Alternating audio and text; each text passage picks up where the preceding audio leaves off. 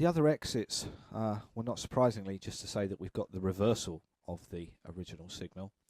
And then secondly, and very importantly, the other exit, which is using the XChan parameter, is when price makes a 10-bar low. There's a few things that stand out associated with that system. The first point is that because you're using the average true range as a stop out point, as you pyramid into your position, then in fact your risk is increasing because your stop is still at the original point where you put your first trade on.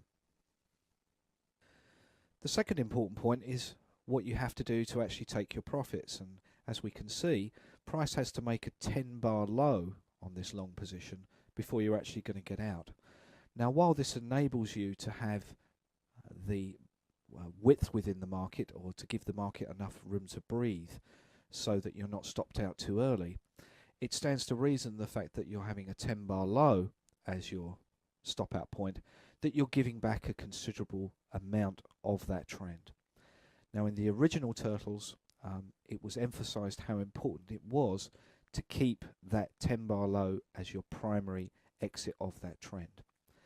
Now, in the history of my work at CQG, I would say that I've probably programmed up somewhere between 200 and 500 Donkeyan or Turtle-based systems for a variety of banks, hedge funds and individuals. And while the entry points are nearly always the same, nearly every time there is always a whole series of a variety of exits.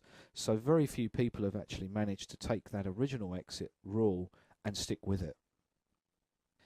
And here is one of the primary reasons why most people cannot actually stick with those original rules.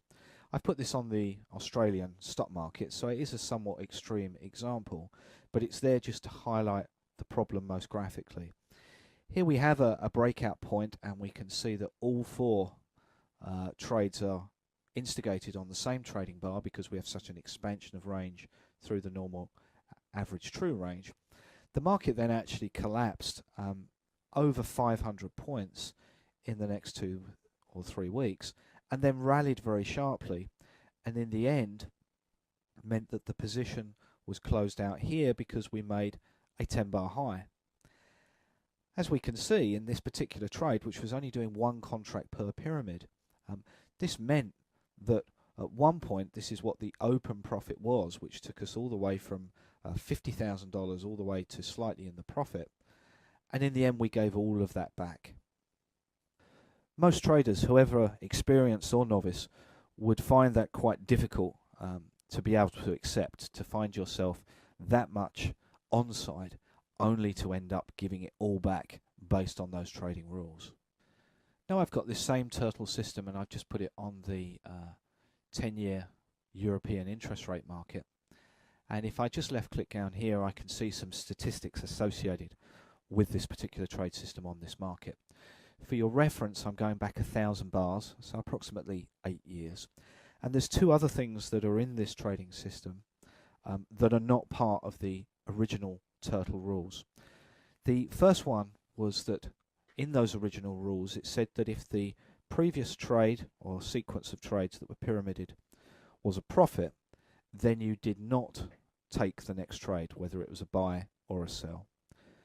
The second rule is associated with position sizing, and this was to say that if the trading account went down by certain amounts, then you would downwardly adjust the number of contracts that you were going to trade.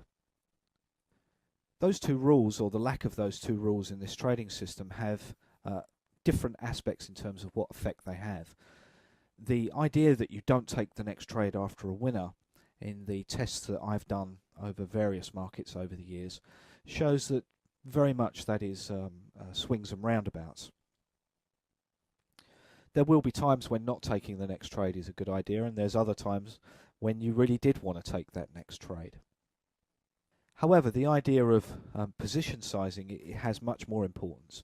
In any system building or any real trading methodology, if your account is actually going down in value, then it makes absolute sense that you should be trading less volume as your account goes down, so that you are maintaining your risk at the same rough percentage of your total account worth.